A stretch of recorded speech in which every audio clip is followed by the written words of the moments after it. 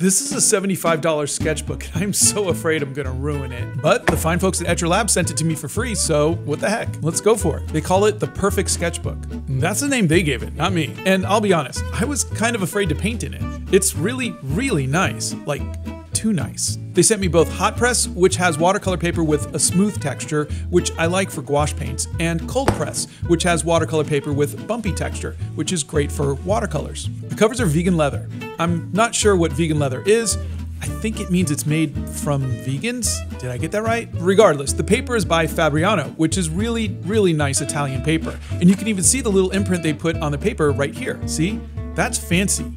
So fancy. Today, we're gonna play around with the hot press sketchbook, which means I get to work with gouache.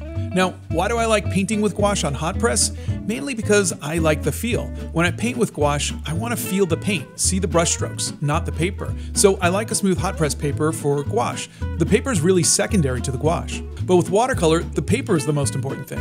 More important, in my opinion, than the watercolor paints. So I like a good cold press texture for the paint to kind of move around and get crazy with. I'll show you more when I try out the cold press sketchbook. Sorry, the cold press Perfect Sketchbook. Signature series. So fancy. The Fabriano hot press paper does a good job of taking the gouache and all of my regrets, I mean decisions to change my art along the way, without really any warping or bleeding at all. I tend to be indecisive in my sketchbooks and just kind of see where things go. This means that I will do a lot of erasing, a lot of redrawing, a lot of painting over and over and over, and a lot of trying different mediums. And the sketchbook, like all of Etcher Lab's sketchbooks, took it like a champ. I got really hung up on the hair. I tried colored pencils, hated it, painted over it, tried acrylic markers, hated it, painted over it, colored pencils again, then gouache, and finally found something I liked. But having good thick 300 GSM paper in your sketchbook gives you the ability to be, let's call it creative, though we all know it means indecisive, don't we? Now, you don't have to spend $75 for a good sketchbook. I'm not sure I ever would, honestly. There are a few good sketchbooks out there that aren't as pretty as the Perfect Sketchbook and don't require vegans to make their cover.